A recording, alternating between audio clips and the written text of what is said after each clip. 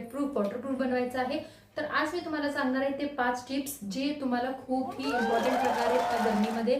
जेव्हा तुम्ही bridal season आहे आणि तुम्ही लग्नाला जाणार आहे किंवा तुमचंही लग्न असलं तरी तुम्ही जर मेकअप करत असाल तर तुमच्यासाठी ते टिप्स मी 5 टिप्स सांगणार आहे आज, जे तुमच्यासाठी खूप गरजेचे आहेत ह्या समर सीझन मध्ये. व्हिडिओ फर्स्ट पासून 5 पॉइंट्स पर्यंत पाहायला बिलकुलही विसरू नका, शेवटपर्यंत बघायला विसरू नका. मी सांगणार आहे लास्ट वाला जो व्हिडिओ टाकला होता आपल्या गुढीपाडव्याच्या मेकअपसाठी, त्याच्यासाठी खूप खूप तुम्ही प्रेम दिलेला आहे. खूप छान मला वाटलं ते पाहून आणि असेच भरपूर व्हिडिओज तुमच्यासाठी मी घेऊन येईल.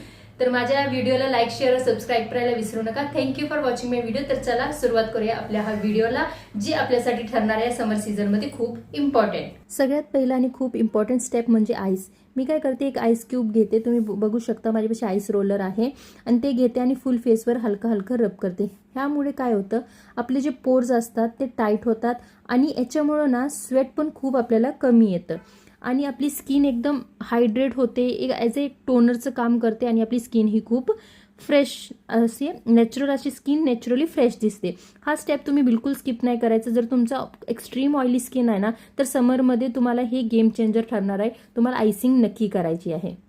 सेकंड स्टेप आहे की तुम्हाला लाईट बेस मॉइश्चरायझर यूज करायचं आहे. जास्त क्रीमी बेस मॉइश्चरायझर यूज नाही करायचा, कारण ते आपल्या मेकअपला खूप केकी बनवतं आणि जे खूप असे लाईट वेट मॉइश्चरायझर असतात ते आपल्या स्किनवर हलके राहतात आणि आपल्याही फेसला ऑइल फ्री करतात आणि जास्त असं स्वेट येऊन देत नाही. तर तुम्हाला जेव्हाही मेकअप करायचं तर तुम्हाला खूप हलका लाईट वेट मॉइश्चरायझर यूज करायचं आहे. खूप हॅवी असे क्रीमी मॉइश्चरायझर यूज करायचे नाहीत समरमध्ये.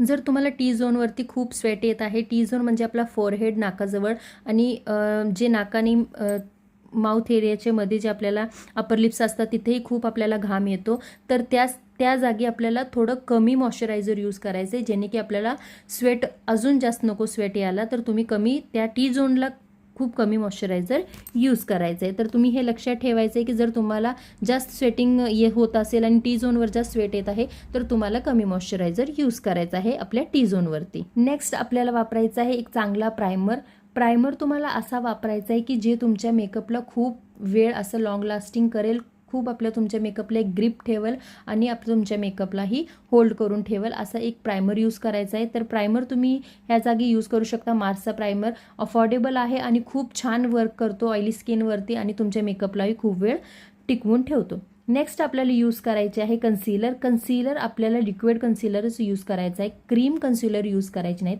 क्रीम कन्सिलरमध्ये कसा फॉर्म्युला असतो की ती तुम्ही ड्राय स्किनवर खूप छान वर्क करतं, बट समर्समध्ये थोडा आपल्या मेकअपला केकी करतो बेस, तो क्रीमी बेस जो असतो तो केकी बनवतो मेकअपला. तर तुम्हाला लिक्विड कन्सिलर ही वापरायचं आहे. लिक्विड कन्सिलर आपल्याला हेवी कव्हरेज देतात बट खूप हलके राहतात आपल्या चेहऱ्यावरती आणि असं जास्त असं लेअरिंग ही वाटत नाहीये. तर तुम्हाला जेव्हा पण कन्सिलर यूज करायचं आहे तर नेहमी मॅट फिनिशवाले ऑइल फ्री जे असतात ते यूज करायचे आहेत. ब्लेंडिंग खूप आपल्याला हलक्या हाताने करायचे, जेणे की आपला मेकअप असं सेपरेट नाही झालं पाहिजे. नेक्स्ट आपल्याला वापरायचं आहे फाउंडेशन निवडताना लक्षात ठेवायचं की मॅट फाउंडेशन वापरायचं आहे. ड्यू फाउंडेशन उन्हाळ्यात लगेच ऑइली दिसायला लागतो, ते एक शाईन प्रोव्हाइड करतात. ड्यू म्हणजे असतं की शाईन प्रोव्हाइड करतात. तर तुम्हाला ड्यू फाउंडेशन उन्हाळ्यात वापरायचे नाहीत.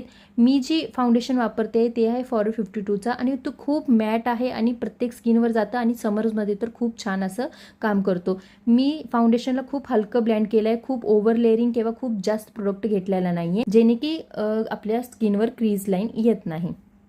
बेस मेकअप झाल्यानंतर आपला जो सगळ्यात इम्पॉर्टंट स्टेप आहे ते पावडर लॉकिंग तुम्हाला फक्त डोळ्याखाली क्रीज लाईनवरती नाही करायची की जेणे की आपला मेकअप डोळ्याखालचा आपला काही वेळी मेकअप असं सेपरेट होतो किंवा जास्त क्रीज लाईन पडते तर आपण त्याला जास्त पावडर लॉकिंग करतो. बट समर्समध्ये तुम्हाला फुल फेसला पावडर लॉक करायचे, खूप छान असं पावडर लॉकिंग करायचे, जेणे की आपला बेस जो आहे तो सेपरेट नाही झाला पाहिजे. पावडर लॉकिंग जी असते समर्समध्ये ती तुमच्या मेकअपला खूप वेळ टिकवून ठेवते. तर तुम्हाला स्पेशली टी झोनवरती खूप छान अशी पावडर लॉकिंग करायची आहे.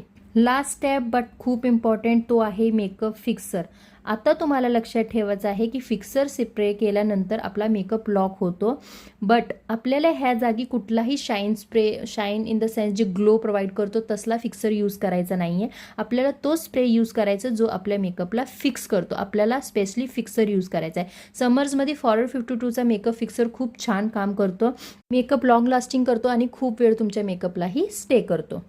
तर हा होते मी घेऊन आले तुम्हाला समर मेकअप टिप्स. ते तुमच्या मेकअपला करणार आहेत स्वेटप्रूफ. तुम्ही पाहू शकता मी टिश्यू यूज केला आहे आणि जिथे जिथे मला स्वेट येतं किंवा सगळीकडं मी तुम्हाला टिश्यू यूज करून दाखवलेला आहे. मेकअप ट्रान्सफर होत नाहीये आणि पॅची पण दिसत नाहीये. तुम्ही नक्की या सगळ्या स्टेप्स फॉलो करा आणि तुमचाही मेकअप राहील फुल डे फ्रेश आणि लॉंग लास्टिंग. हा होते आपल्या सर्व टिप्स मेकअप समर सीझनच्या मेकअपसाठी. आय होप की तुम्ही पूर्ण व्हिडिओ हा पाहिला असेल आणि तुम्ही एडव्हान्टेज नक्की घेणार आहे या समर सीझन मध्ये आणि तुमचाही मेकअप खूप फ्लॉलेस होणार आहे, स्वेट प्रूफ होणार आहे, वॉटरप्रूफ होणार आहे. तर भेटूया नेक्स्ट व्हिडिओमध्ये. लाईक शेअर करायला विसरू नका, सबस्क्राईब करायला तर बिलकुल विसरू नका. Thank you for watching my videos. Bye bye.